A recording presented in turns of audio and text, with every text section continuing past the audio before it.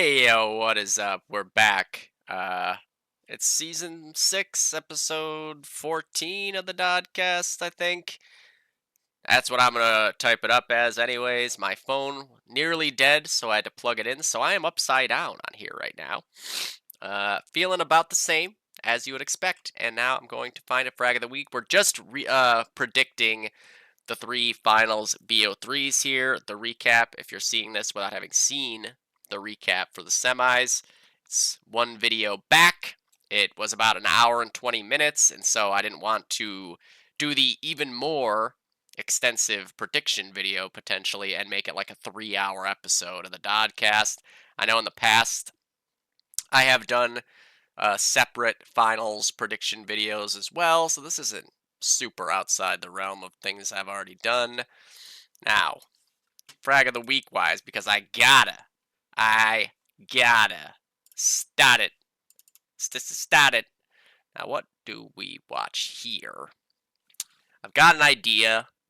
Just gotta double check that I've got it here. What the hell is this one? This is a very random one. Okay. Interesting. Okay, I might watch this. This is very interesting. What else we got here? Okay. Alright. I know what I'm doing. Here. We will go with... I want it to be a relatively short one. You know, I don't want to be watching a frag of the week for 20 freaking minutes. I like... No, I've watched that one on the Dodcast recently. Let's do this one. I don't think this one is available on YouTube, so I gotta do this right quick. But this map is not being played. I take it back. I'm doing a different one. I want it to be at least somewhat relevant to the finals. So I got a different one in mind here. I just gotta get back to it. I just saw it. Fucking tables. The tables are my job. Where the hell did it go? I swear to God, I was... Oh, it's literally up on the fucking screen. The fuck am I doing? Unbelievable. Okay. I might have watched this one, to be honest, recently as well.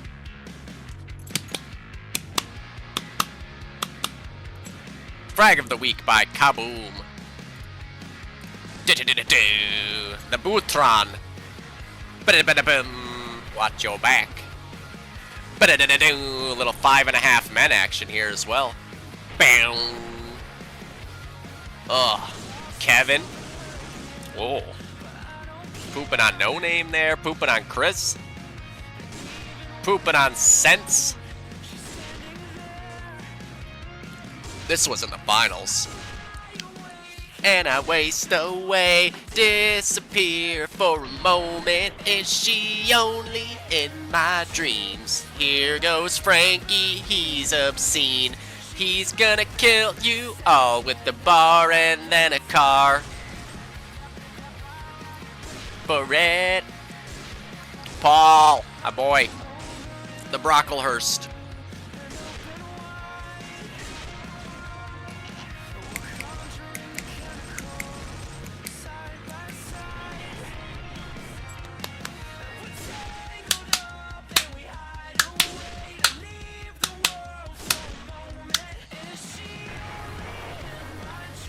Fucking Austin, the Beast. This was also a finals match, I believe. Just the Euro finals match. Paying for it. Look at Booty. Booty, such a cutie. Nope, the Rod. Against us in the semis. Adding recoil to his car. The default car recoil, not enough for the Rod. He likes a challenge. Carp! My dog, killing Modgers. Killing Booty. Not nice. Not nice, Carp. Okay. That's something I would do. Yasuo. I wonder how Yasuo and Lauren are doing. I haven't seen them on the internet since I've been back. Is she only in my dreams?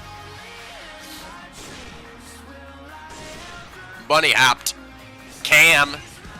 Clutch, clutch, clutch, run. Oh. Oh, what a clutch. Wow. Major Militia there with the pistol. Again, Major Militia with the pistol. Okay, J-Rod. Oh, Stefan Hassi.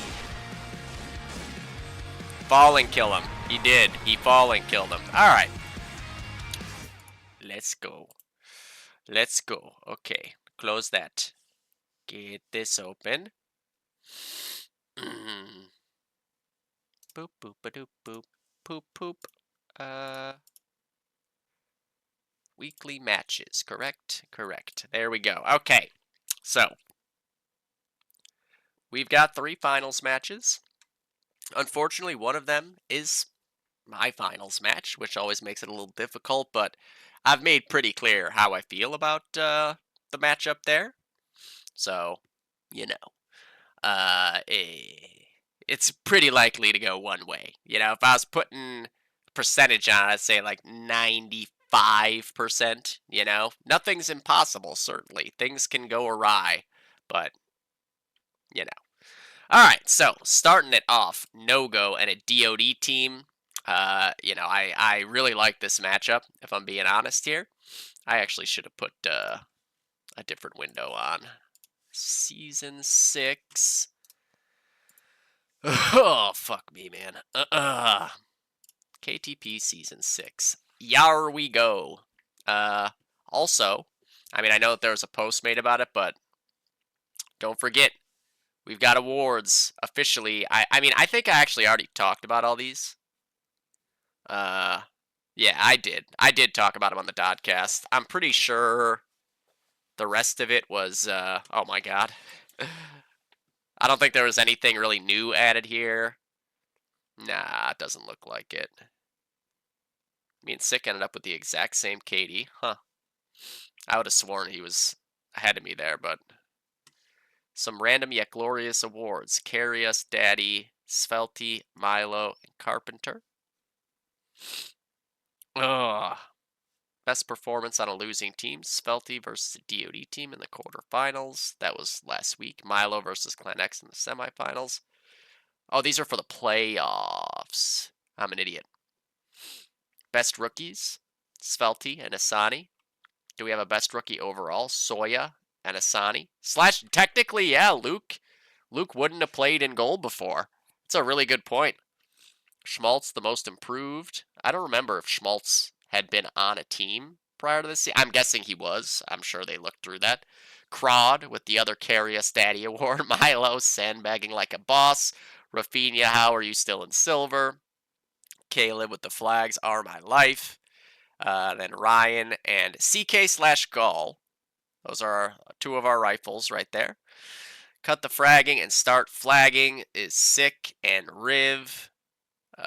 Best performance on a losing team. Crod versus Red Shirts on Armory. Justin versus Dice on Lennon when he had like 7 kills or something. Okay, I guess not 87 because the most kills in a game was Dillard with 81. I guess maybe he had 79 in that game. Holy shit, Blue Revolver with the 3.1 KD in a game. Jesus. All right. Just wanted to make sure we touched on the additional stats that got thrown in there. These guys work hard, and I don't want it to just go by the wayside. So, getting into the thick of it now. Silver. We got technically here for the standings. We'll look at it first. We got No-Go was the 1 seed on the Silver B side. Basically tied with a DOD team. A little bit of a point differential there. Head to head. Let's see here. A DOD team. No. There's a matchup. So 222 to 295. A DOD team actually took this matchup earlier in the season on Anjou. We all know No-Go has been on a run, though. This is Nogo had not quite figured their shit out yet at this point. I think this would have been a closer game for sure. I mean, it's pretty close as it is, but Nogo is looking very different now compared to how they looked at the beginning of the season. Did they get to play each other again? They did. And that was on Railroad 2 here. Nogo versus a DoD team. Nogo wins by 103 on Railroad 2. So a 1-1 season series. Not too shabby. Looking at the DoD team side, generally, you got Nick on a rifle, Bo on a third, /Tommy/Unter, G on a heavy, Quarter on a sniper, Crawd on the big heavy, and Mike on the car. And then on the no-go side, Darren definitely on a sniper, Ryan on a heavy, Schmaltz on a heavy, Kush on a car, Manga on a car, Blue on a Stas. I really like the way these teams kind of match up with each other here, head to head. It's very even, like overall. I would say there's certainly like Crawd. He's like I said earlier, best heavy, pure heavy in silver this season. You know, it's tough. It's tough to match up against him. Period. But with Twist and Schmaltz, both of them are very capable, as we saw in the semis, of going off similarly to how Craw does. Ryan had 46 kills with a bar on Harrington. Schmaltz had like basically 35 to 40, I think, every half in the semis. Rifle-wise, obviously we got the brothers and Nick and Mike there. Gani and Head like a hole. Rifles on no-go, Manga and Kush on the mains. Very, very strong rifle team. Manga gonna do his best Rafinha on Harrington. Is Harrington one of the maps? It is. It's the second map, so that bodes well, I think, for no-go. To be clear, the matchup in the end here, Saints, Harrington, Armory. So Saints would be the no-go pick. Harrington would be the DoD team pick. Armory left over as the decider. No head-to-head games between these two teams on those maps. I have gotten to scrim a little bit against no-go on Saints and Harrington. I like the way that they look on Saints especially. That explains why they pick it, obviously. Darren's going to be strong sniping on that map. Their heavies have a good idea of how to play on Broken. Their rifles are very strong at range. Of course, Gandhi in particular is also very strong at range. And that sniper matchup of Darren against three-sided quarter going to be very important on a map like Saints. No-go playing against us on 3H. I can check the exact score. I think it was relatively close. So... Oh, wrong game. We beat them by about 100. Like 2 caps, basically. But it was not... Like, it was a stressful, annoying game. We did not just run over them. I think that they are in very, very good shape on Saints. I think Crawd on Broken is obviously going to be a handful, and then some. That's, I think, where a DoD team, between Crawd on Broken and then Gandhi as well, Mike having a strong game, especially with the car, can really help level things back out. I do feel like Saints has become a bit Axis-sided. It's not Axis-sided in the sense of like the way Lennon used to be Allied-sided or Harrington. I think it's Axis-sided just in the sense that now that people have started doing this crazy broken bridge flooding, the range on that area of the map is favorable for the cars. Like an even match car versus an even match bar, at that range, the car is going to win out 9 times out of 10. Obviously, you can always have server fuckery, bullets going through people, etc.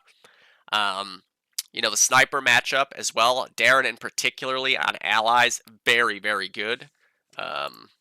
Just going to pull up the screenshot because I believe he had 1 million kills in the scrim against us. He had 37 kills against us on his allied side sniping. That's a very strong performance. So, three-sided quarter and the rifles of a DoD team going to have their hands full with Darren on that half. They're going to need to have an answer for it. Axis side sniping is a bit more touchy for sure. For everybody, I mean. Like, it's not easy to just say, like, hey, Axis sniper, deal with the allied sniper. There's a lot more places for that allied sniper to go to be shifty.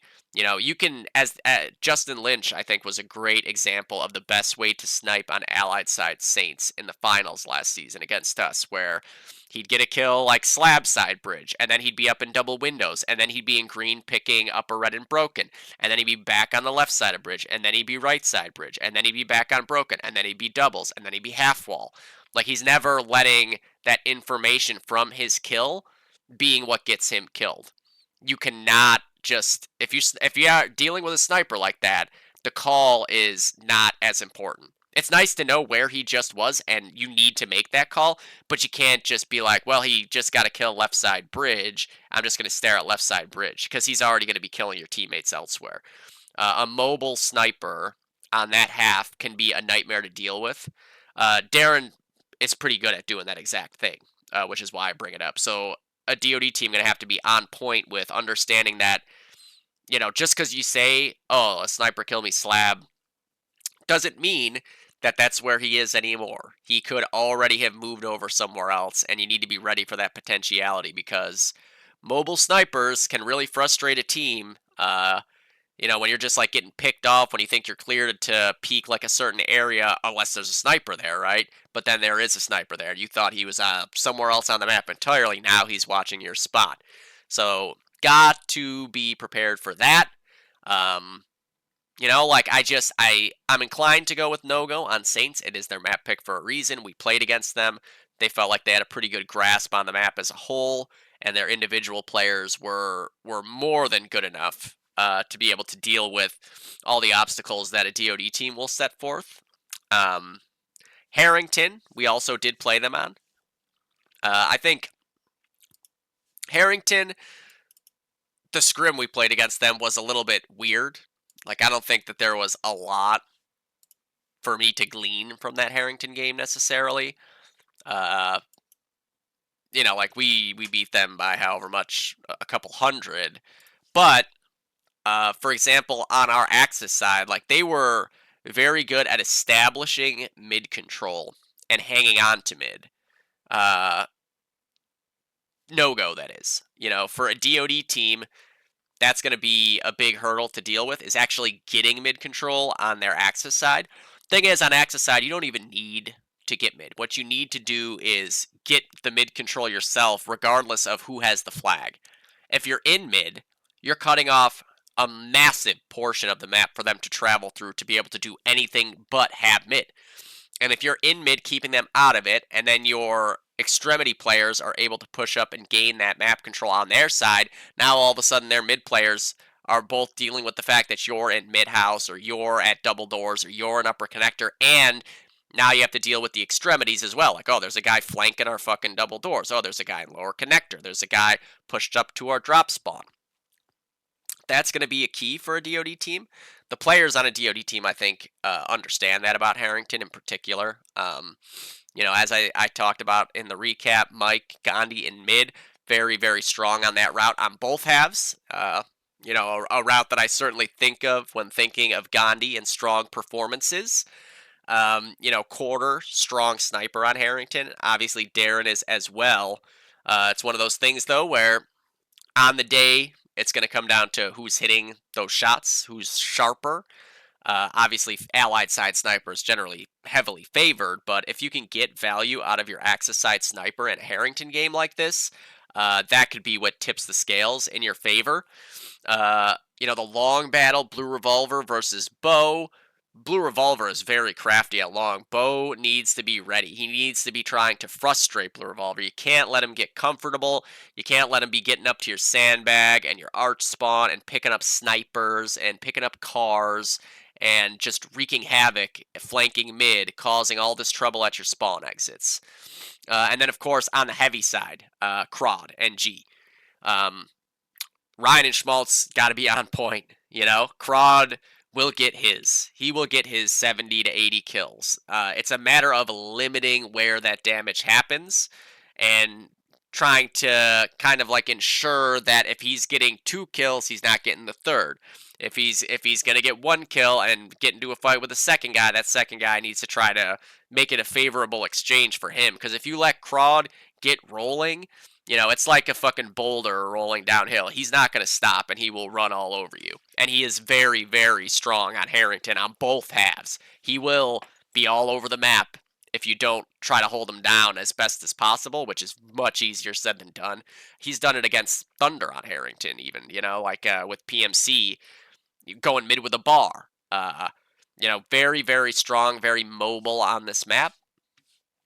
No-Go certainly have ways to win Harrington as well. I don't think it's out of the question that this could go 2-zip, but I think that between Gandhi and Crawd and Quarter, I think they will all be strong enough on Harrington to be able to weather the storm of what No-Go brings to the table. Manga carding Mountain, I think, will be a major X Factor player as well. If he is able to just keep Drew at range and be killing him with the car and with grenades a lot, if you can kind of stop that boulder from getting rolling to begin with, that's kind of important here. I think that might honestly be like the most important area of this fight. Mid can go back and forth all at once, but Manga and the heavies of No-Go up against the heavies of a DoD team, and then on Axis side probably Gandhi or Nick, whichever one. That battle is going to be so important because for No-Go, if you're letting them on their allied side get pushed up to your 1, where G can just lock down your mountain house, and Drew can jump off ladder and just go run around the map freely, it's going to be a long, long Axis side, and they're going to be able to rack up a lead too fast. It's damage control on your Axis side. It's not about trying to cap out. Honestly, usually it's stupid to even try to cap out. Usually it's a trap. It's just so easy for the allies to break out on either their first or their second flag and turn it into control of something on the Axis side of the map, whether it be sandbag spawn or top mid or mountain house or whatever. It's all about damage control and which team can do the most damage control on their Axis side here. I want 3 maps, so I'm going to say that a DoD team wins Harrington and we go to Armory. And I love this Armory matchup because you got Darren, who has been one of the absolute best Armory snipers in all the Armory games I've casted, and Crawd, who arguably has been the best Armory heavy. So on each team, you have one of these like premier Armory players on their sides of the map. And you could see this thing just come down to like a full-on stalemate where Crawd is dominating on the box hall side of the map and Darren is just refusing to stop getting kills on bridge. And then it comes down to like what do you think is worth more in that case, right? I think tick-wise, bridge is worth more since it's a double cap. I'm 90% sure about that. It could be that they're both worth the same, but I don't think so. I think if you have bridge and the other team has the box hall, you're getting 1 extra point per tick.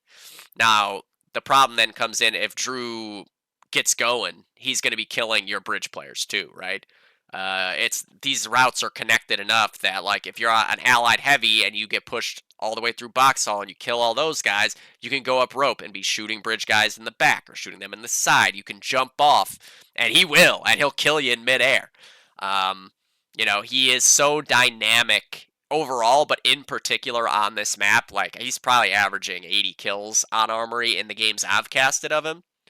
Like close to it, if not exactly that. And Darren's probably, averaging something close to that and a KD of like 2.5 to 1. Those two guys are going to come up huge on Armory. What it comes down to then is the other 5 players on each team and the combined value that you can get out of them adding up to more. Because those guys are both going to be dominating their route for sure. I am curious who No-Go will send rifle-wise onto the box hall side. Is it Manga again? He's a good nader. He's strong at in those rangy duels, especially with the car. He could try to be the great equalizer up against Crawd there. On the bridge side with Quarter, and Nick and Mike, like I think the key is just keeping Darren from feeling too comfortable ever. Like flushing out with nades, and then if he's in the loft, like just trying to get to relatively safe areas and just spamming that loft. As a sniper, I can tell you that sucks when you're in the loft and there's just Garans and Stases and cars spamming both sides of the wall. So it's like you're either standing out in the open and giving yourself up to death, or you're getting spammed down in the loft. If the loft is uncomfortable enough, then he's got to expose himself to nade areas, right?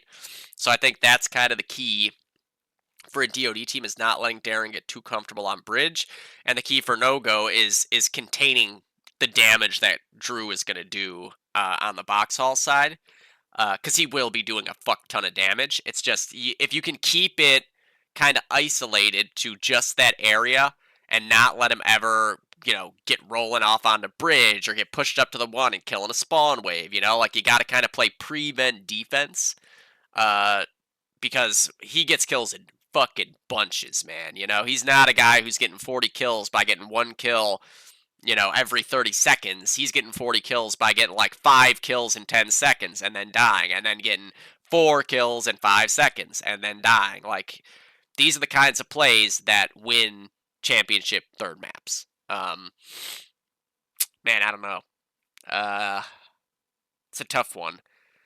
Gun to the head, just based on the most recent matchup, I would say No-Go squeaks it out by like literally 20 points or less. I think this is going to be a fucking barn burner of a series where you don't know who's winning these games until the time is fucking run off the clock entirely. I really do. I think this might be the most exciting of the 3 finals. Which makes sense, right? Because in the other 2 finals, you've got teams that haven't even really been challenged all that hard. Icy Hot had 1 close game with Dice on Solitude. Clan X, I don't think, has had any close games. What's the closest Clan X game this season? That's 260 points on Harrington. This is 100 points on Railyard. That's probably the closest game right there. 95 points, like 2 plus caps. 88 points on Solitude, which is, it's not as much of a blowout.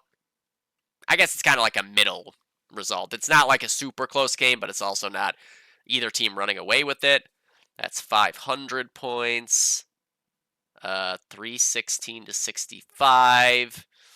Where are they? 508 to 280 on Lennon. Okay, and then 130 on Thunder. Then the actual matchup here, 118 on Anzio. That's probably realistically the closest game. So at least that is the rematch we're getting here, right? And then Clan X on time was 90 points on Saints. And they got a bye in the last game. So yeah, I mean, very few and far between the close matchups with these 2 undefeated teams. And unfortunately, in the gold division, the team that did keep it close with ICIAT isn't even the team playing them in the finals, so it just makes it that much less likely. But Silver B, I said gun to my head, I'd take no-go here, but it's so close. Like, honestly, just one exceptional performance by a guy on either team here is what swings it back in the other direction. And it doesn't even necessarily have to be an extra. You can see Crawd get 100 kills this on Armory instead of 85, and that right there is enough. Or you could see Darren go 82 and 16 instead of like 75 and 30. Like little things like that in a matchup that is this close across all 3 maps can really be the difference maker. I think each team, well, I mean, here's the thing, though, right? Like, if you had asked me before the Dice 3H game, I would have said I guaranteed both teams take their map pick. I would never have expected that we win Saints and they win Railroad 2. So things can get fucking crazy here, right? It's just a gun to the head. If I have to make a prediction, I'm going to go with no-go just because they had a DoD team's number on Railroad 2 most recently, but they're not even playing Railroad 2. So again, does it really fucking matter?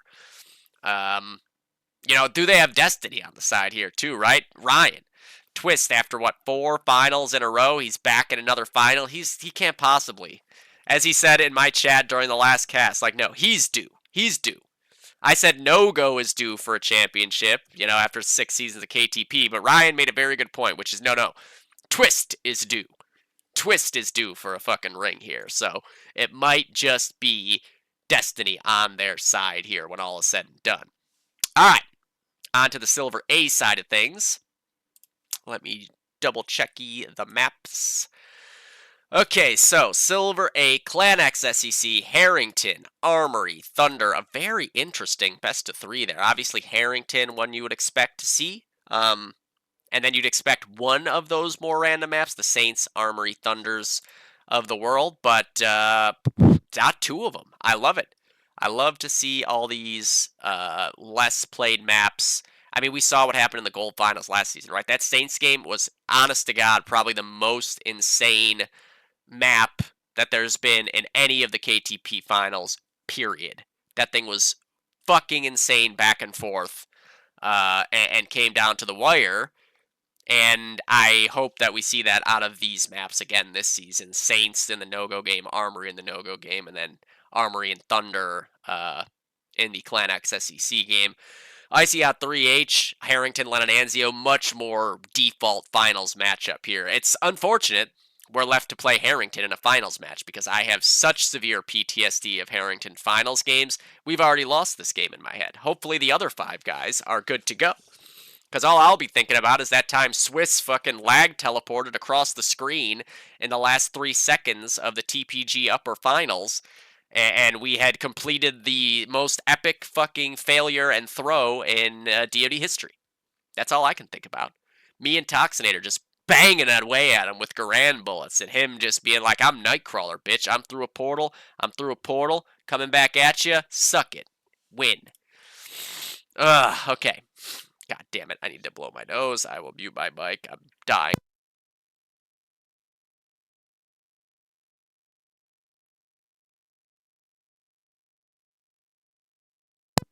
Back on the grind here. Clan X and SEC. So, we know they played each other on Anzio. That's the only matchup we have for these 2 teams this season.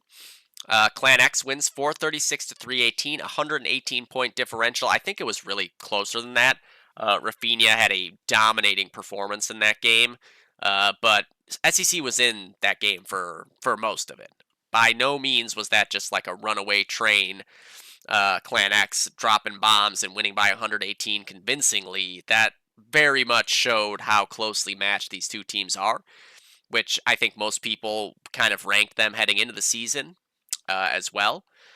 So, Harrington, Armory, and Thunder. Harrington, SEC actually lost to Red Shirts. However, then they won against No Pussy last week. I think that they are still a strong Harrington team. Clan X is a very strong Harrington team, though. And most of it revolves around Rafinha and his ability to control ladder and trips and the bridge when he's on Axis. He's all over the place, and he's getting kills all over the place, and his nades are on point, and he's making life a miserable living hell for your bars. On a half that most heavies look forward to playing, right?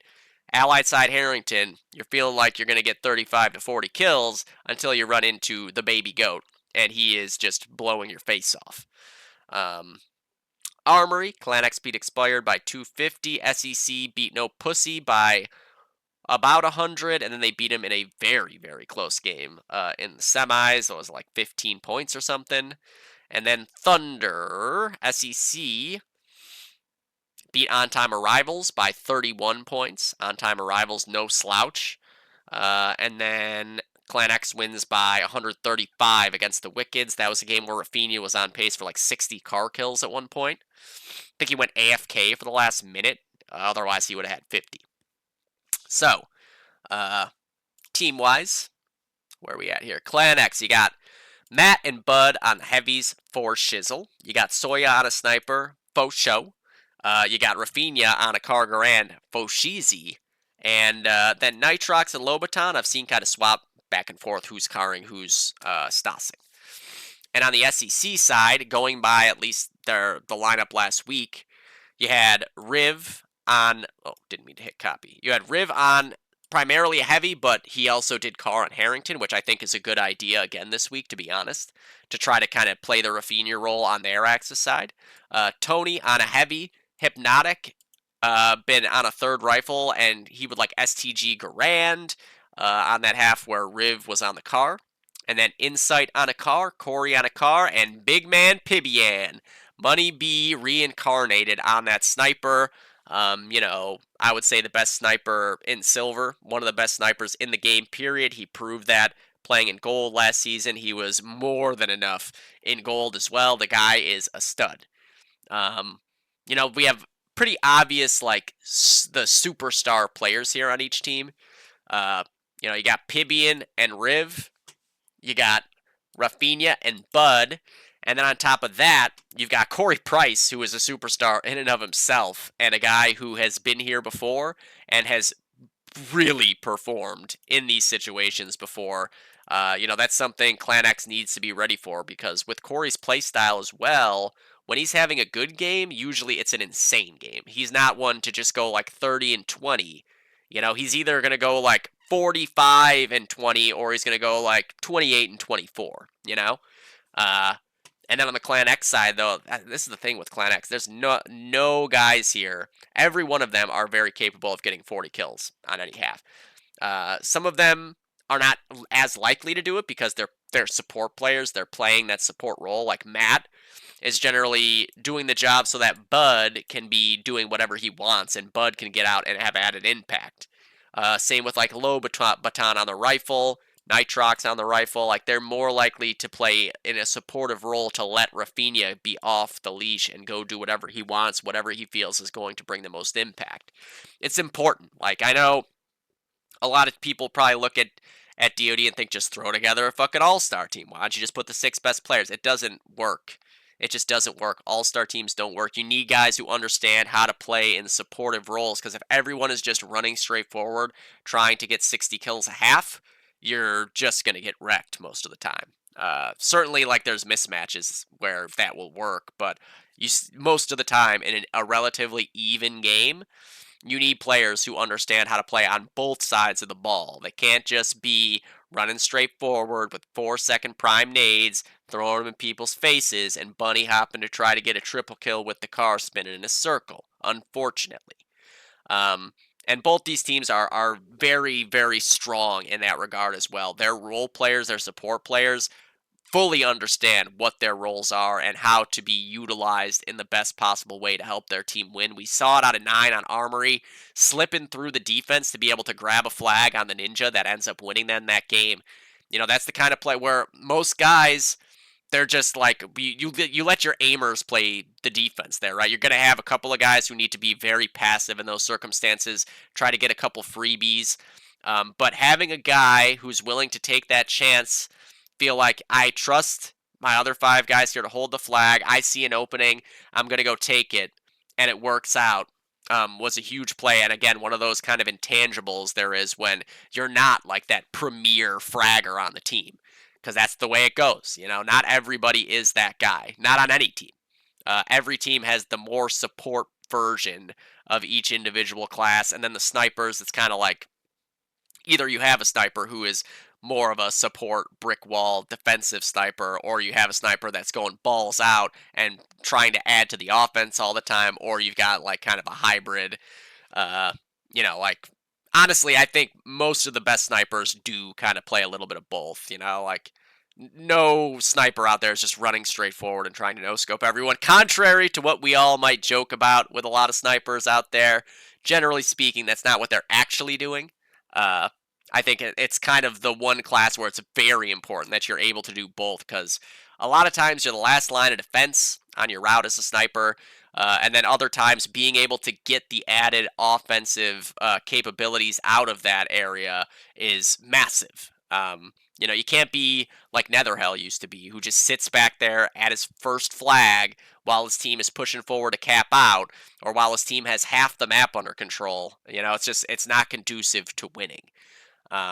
It really very rarely actually works out. Sometimes, you get lucky and it's like, oh, we lost all the map very randomly in this moment, and I just so happen to be sitting at my last flag like I always am. But more often than not, you need a mixture out of your sniper, whereas from the other classes, you can kind of mix and match the play styles of each partner on each route. So, uh, Harrington, as I alluded to, Clan X very strong on Harrington. Soya great on Harrington. Rafinha great on Harrington. Bud great on Harrington. Matt very good at playing a lurky kind of heavy role. Whether it's Nitrox or Lobaton going long, you're going to have your hands full there. I am curious what SEC's setup will be in regards to their rifle assignments. Is there going to be... I forget who went long for them in the Harrington No Pussy game. I want to say it was Hip going long. Is Hip going to go long again? Are they going to kind of stack up mid, have like Corey going straight up mid on Axis side, inside, or wait, no, Riv was going Mountain on Axis side with the car, which again, I think they should do again. I think that right there, like right off the bat, you need to have Riv doing what Rafinha is going to be also doing on Axis side with the car going Mountain. It's very, very important. They need to have an answer on their allied side as well. Like you need your bars and your sniper. Like it's not just the Mountain route that makes Mountain or breaks Mountain. Your mid players play an important role on breaking through. You need to be nading up ladder properly. Your sniper needs to be there watching ladder. You need a good line of communication of, we hear a guy coming top white, we hear a guy coming balcony, and otherwise that sniper is able to then focus on ladder, deal with a car at that kind of range, pick off a couple extra guys in mountain pit on mountain steps. You know, your Garad's nading up into mountain pit, nading up into L Hall, nading up into mountain house from mid. If on the allied side, if SEC is able to get mid and use that mid control to help deal with Rafinha on Mountain, that's going to be a major step. I think everything else is going to be back and forth enough that, again, this map will big time come down to the exchanges at Mountain. And we have effectively the two best players from Silver this season in Riv and Rafinha going head-to-head on at least one half there. Rafinha will likely be in mid with a Garand on Allied side, not Garanding Mountain, but you never know. You could see Bud go mid. Clan X, very adept at ninja breaking mid caps, both halves, but especially on their Allied side. And I think both teams are going to be very prepared for that. I don't think they're going to be caught by surprise, like, oh, there's an extra guy in mid-house, right? Like, you need to always be prepared for that. If you're not going to go check mid-house when you're capping mid, you got to at least be turned around looking at mid-house and, giving yourself a chance to continue to cap and not just get shot in the back, right? There's really only one place. I mean, unless you get a call like they're coming ladder, and then you need to be very ready in that moment for one guy to be looking ladder and the other guy to be looking mid-house just in case if you haven't already cleared it out yourself. Long, I think, will be back. It's usually back and forth, regardless of who's going there. You very rarely see Long just get dominated outright from start to finish under any circumstances. I just think Clan X, we've scrimmed Clan X on Harrington a bunch of times this season. They're so fucking hard to beat on that map. It doesn't matter what team it is. Like, they have just a very good understanding and a very good blend of players individually to succeed on that map. I think SEC can give them a heart attack on it. I think SEC can challenge them like no one else has been able to challenge them on Harrington thus far. But SEC needs to come prepared for all the crazy things that are inevitably going to be happening on that map. Because that's where Clan X really thrives. Like, they can make your allied side hurt. They are not a team that's very reliant on, like, putting up 400 points on their allied side. They can cap out on their Axis side quite a bit. And it really does often come down to Rafinha and the value that he brings, not just to Mountain, but in rotating over to ladder and helping support mid and getting off into mid and kind of like moving about the map, as he sees fit. But I'm going to go with Clan X on Harrington. Armory, I actually really like for SEC. Now, obviously, there is the opportunity for Clan X to just sweep this thing. They haven't lost the map yet this season. I think that they like Armory as well. I just really like what I saw out of SEC on Armory overall here. I think They're good at rotating around the map as a unit. They're good at sliding into the holes that are presented both defensively and offensively, whether it's backing up a route that otherwise would lose control on it or shifting over onto the other side of the map, kind of setting up a crossfire in the stead of that fourth guy, locking down that side while the fourth guy can go help break through on the other side. Rafinha, I assume, going to be going the box haul side. So Rafinha in rope is the big hurdle to clear here. Just like Riv is going to be on his halves on the box haul side. You could see them going head to head again here, right? And then Pibian versus Soya on bridge. It's just going to be so fun, man. I think they'll both have huge games here. Um, I can see this going 2-0 to Clan X. I don't think it's going to. I think SEC has it in them to grind out an Armory win here. I just feel like it's destined for this thing to go 3 maps. I'd say, like, if I had to guess and put a percentage on, I'd say like 63% chance that Clan X sweeps it, 37% chance for SEC to take Armory and push this thing to a third map, which is pretty good percentages when you're dealing with a team that has not lost yet, right? Um, the key is, again, if you're SEC, you can't let Rafinha just run all over you because he's capable of it at all times. The guy is a stud in every way. He's not just getting his kills with nades. He's not just getting his kills hitting easy car shots. He's hitting crazy shots. He's running all over the place. He's throwing perfect nades. He's insane. Pibian, I think, will be very helpful in helping control the car of Rafinha because you have that loft that can look into rope, right? Rafinha very likely to be wanting to peek bridge from rope often. So if you can just keep him out of the equation on bridge for the most part while he's on that, like, you can't let him be controlling 2 routes at once, right? Like, if he's just locked down the box hall and then he's picking guys off bridge, it's a long afternoon on your allied side. Nade's going to be important, right? He can only watch so many places at once. If you're getting nades up into rope at the right times, keeping him uncomfortable, keeping him off that angle, allowing bridge to open up a little bit, allowing Pibian to have the space to be able to pick the backside of bridge to look for Soya. There's just no weak spots on Clan X, though, right? Like, they're all such strong players, and they all really understand their roles within the team and what they need to be doing to support one another in the strengths of their teammates as well. And SEC is going to need to be on that same level in this game, which I think they are also very capable of. I love the blend of players across these two teams and what each of them bring to the table individually and as a unit. I just really want to see this thing go 3 maps again because I'm a caster. I like the entertainment. So I'm going to go with SEC here. And then the final map is Thunder, and this is a really wild cardy third map to have. I know Clan X like it. They played against the Wickeds on it, so again, like, it's a little bit more of a mismatch. It's not a lot to glean from it. SEC against on-time arrivals, I think, tells you more. In the fact that they were able to play in a close game with a tough team and a team that has a good sniper on it as well, and Ian, who put up a good score in that game. They were dealing with a lot more adversity on the fly and having to come out the other side of it. But Clan X likes Thunder as a whole. Like, it doesn't matter who they played this season. We've seen them play it in the past, and they've always been strong on it. It's a little different map now, like Midhouse not being as much of a crutch there for teams. Like, you can't really just post up in Midhouse with 3 guys and have them take turns breaking it, and the extra guy being the one to end up fully breaking it in the end. Snipers obviously very important. Rifles very important. Bunker. I mean, if I'm SEC, what do?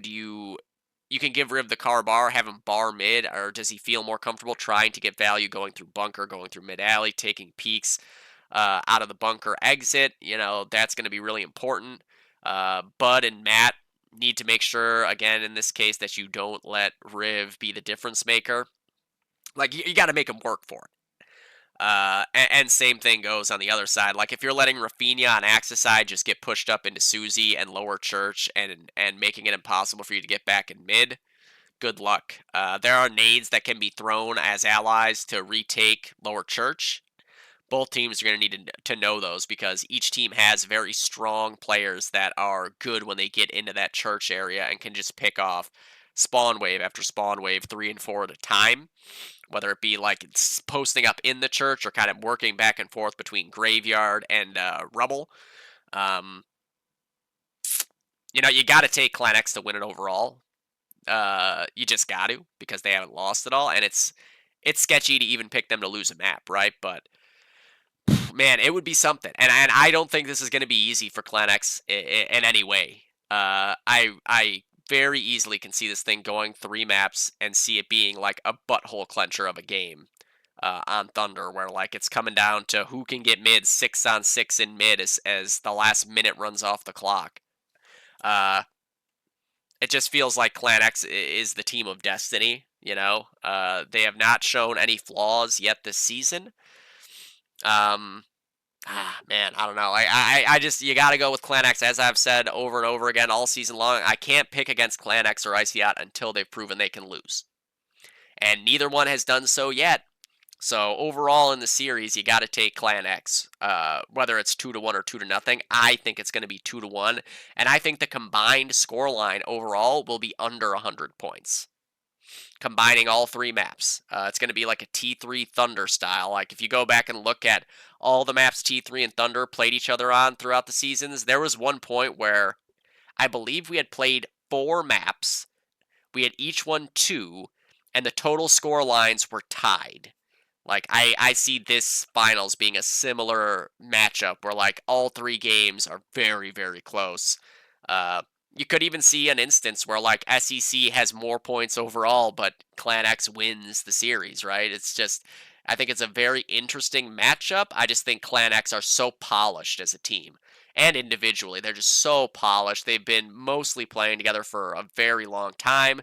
Obviously, SEC has a few seasons together under their belts, whether it's Insomnia, Grey Hair Mafia, SEC, different versions of the teams, but like the core, mostly been together. Riv and Nine been having together for a while. Pibian on that sniper, Corey on one of the cars. I gotta go with Clan X here. I think everyone understands that, right? It's just like if anybody was playing against Icy Hot in the finals, I'm picking Icy Hot. It doesn't matter who it is. You can't pick against a team that has not proven they're even capable of losing yet. Spoiler alert, heading into the last predictions here. We've got Icy Hot versus 3H, Harrington, Lennon, and Anzio. We didn't play each other on any of those maps this season. So Harrington, Icy Hot, beats Over, who is a strong Harrington team. They beat Over by 141. 3H lose to Clinic by 168. Obviously, slightly different 3H lineup, but regardless. And then Lennon. 3H beats Clinic. 3H also beats Over and Dice in the playoffs on Lennon.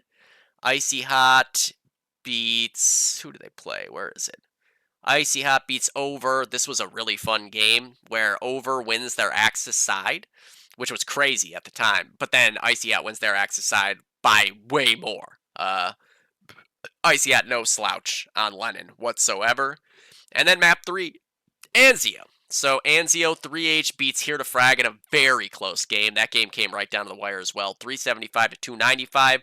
Icy Hot beat Dice 608 to 238. Those are the only 2 Anzio games for these teams this season. Icy Hot, very, very strong. Anzio team, very, very strong. Harrington team, they've been a strong Harrington team for however many seasons they've been together, 4 or whatever. Very, very strong map for them across the board there. And they even, I believe, beat T3 on Anzio in a playoff game at one point. Lineup-wise, though, you got, for 3H, oh man, my stomach just started to hurt just thinking about this. For 3H, I'm not sure if CK is going to make it or not. So I'll be in there for sure. Jules, Tox, Gall, Modgers, CK, depending on how things end up going. Maybe see Defrag, maybe see Frank, maybe see Austin. I don't know if Booten is actually available for the finals or not, so I think he's kind of out of the question, but as far as the lineup goes, there's certainly an option for a few different guys to get in here, depending on how quickly CK is able to get back on. Will he make it for the first map? I don't think so, but potentially we'll get back in time for Lennon at least, which bodes well. CK is a very good Lennon rifle. And then on the Icy outside, you know exactly what you're getting lineup-wise here. You got Jesse, with Mitch on the heavies. You got William and Sean on the main rifles, Justin on the third, and Ben on the snipers. So Harrington, getting started right off here, the players on 3H historically not having a lot of fun on Harrington. We win the playoff match against Over in a very close game. Over is a very different play style to Icy Hot, though. Like, Over will end up leaving openings because they're so, like, frag happy. They're all over the map. They're looking to take the fight to you. Whereas Icy Hot is just the epitome of a polished team. They're not making mistakes, and they're assuming you will make mistakes, and they are taking advantage of those mistakes in the best way possible. And on top of that, every one of them individually is a top player in the game at their spot or at any spot, right? Like any of them could pick up any class and immediately slot in as one of the top players in the game. Harrington, I mean, no matter who you are, whether you're me or someone else, you're picking Icy Hot for this Harrington game. It's just that simple. They're too good at Harrington. It's very much like T3 used to be on Harrington or NSA. But this team, Icy Hot, was able to compete with those teams on Harrington as well, whereas no one else was able to even get close to T3 and NSA on Harrington. So I don't think Harrington is even a particularly close affair. I think Icy Hot runs away with it, and I think 3H needs to be able to keep their wits about them and understand, like, it's just the first map. That's their map pick. That's a strong map for them. Just play for whatever consolation prize you can throughout this Harrington game, because odds are it's going to get out of hand at some point, and you can't get tilted because it's a fucking extended series. It's not just one map. It's just the way it goes. They're so good at Harrington. I talked about this in seasons past, even like with Thunder playing against Icy Hot on Harrington. It's just not a map that they're likely to lose on ever, unless it's against a T3 or NSA, because they're equally strong at what it takes to be a dominating force on Harrington. But yeah, so 100% Icy Hot takes Harrington. I don't think there's any debate about that. On the Lennon side of things, so obviously 3H takes Lennon here. This is 3H's map pick. 3H in the dice game had like a iffy allied side and a strong Axis side.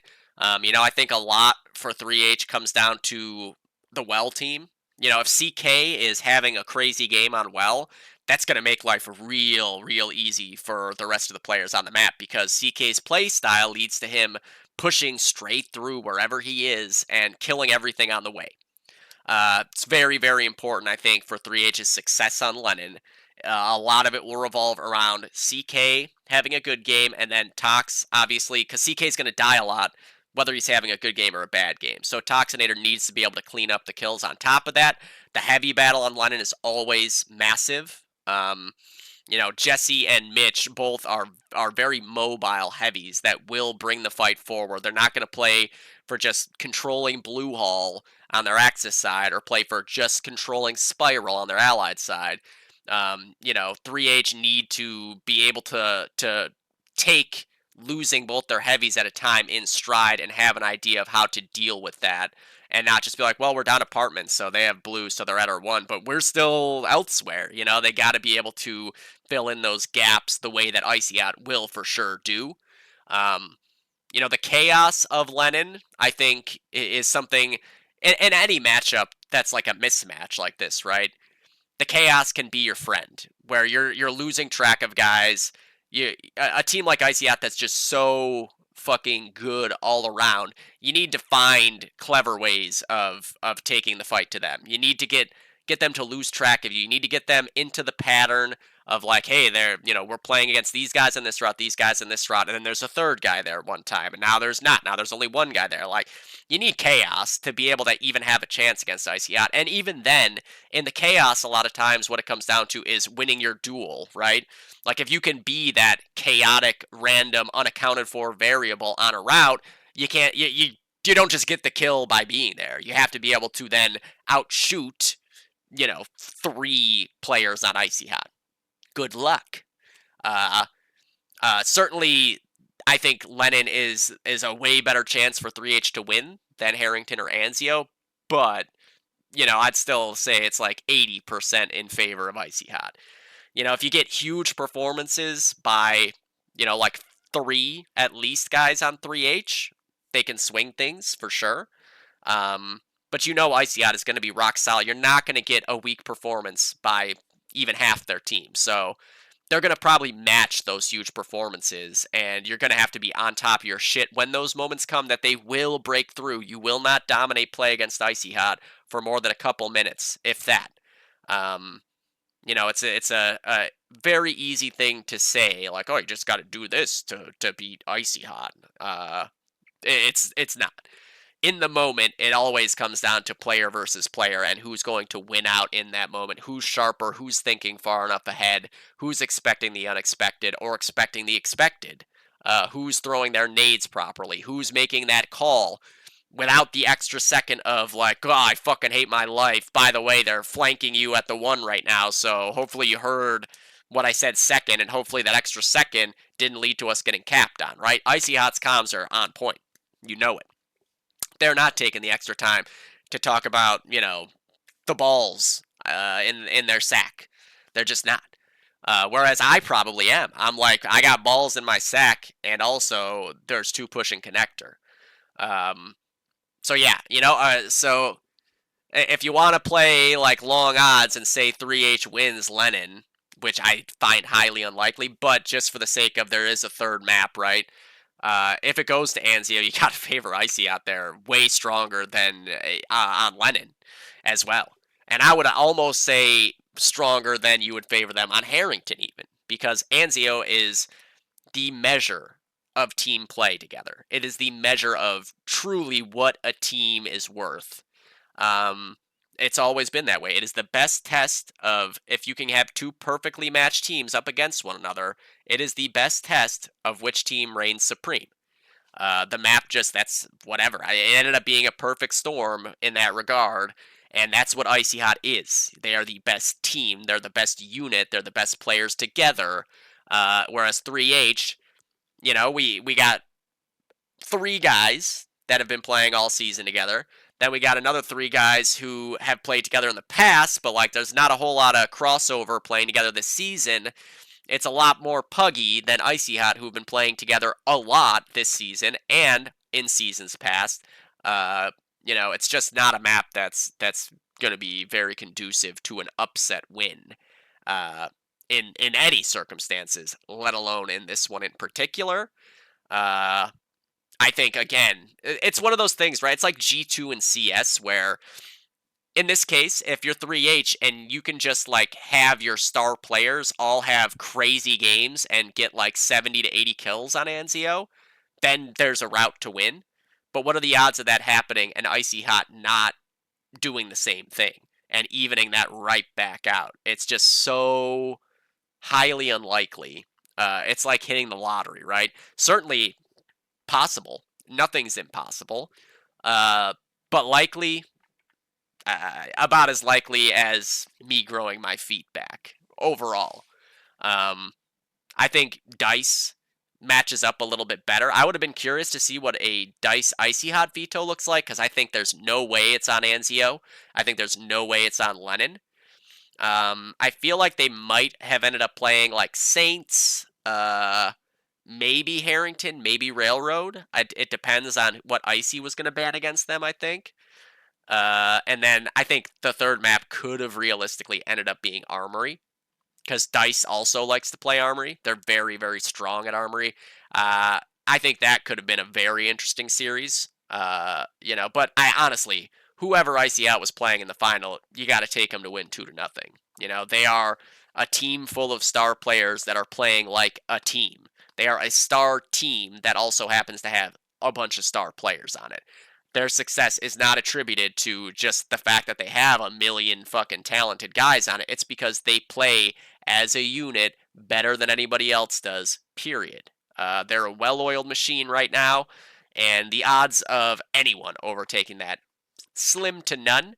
But in particular, a team that hasn't gotten that much really work together with the starting 6 that they're going to be playing with, it just makes it that much less likely. Hopefully it'll at least be a fun series to watch for people, because it's the finals. Like, the finals should be relatively close, realistically, always. So hopefully it's at least something that people can enjoy watching. If nothing else, Icy Hot will get a million movie clips, right? So whoever's casting it, get your yelling voice on and be prepared to talk about, the hat trick plus one and stuff like that, because it's coming. But yeah, good luck, have fun to Icy Hot. Hopefully we can at least give them a little bit of a challenge here. Uh, Good luck, have fun to the Silver B finals at DoD Team versus No Go. Good luck, have fun to Clan X and SEC. I think those series both have the potential to be absolutely fucking epic. And once again, I hope that the Silver games can record HLTVs, since it looks like all the matches are just going to be at the same time, unfortunately, this season. It was bound to happen eventually, right? We've been pretty lucky that every other season, the finals, I don't even know if there's been two finals at the same time in another season. Usually, like, I was able to cast basically all of them. Oh, no, okay, last season I think there was two finals getting played at once, because I think I had to pick one. I think I did the Silver B, and then I was in for the Silver A from, like, the second half of Map 2 onward. So technically there was some crossover there, but, like, the Gold finals were a totally different day. Season 4, I got to do multiple. Season 3, we were definitely a different day. Season 2 as well, and then Season 1, we were out of the finals, so I was able to do both. Yeah, definitely, yeah. Season 1 for sure.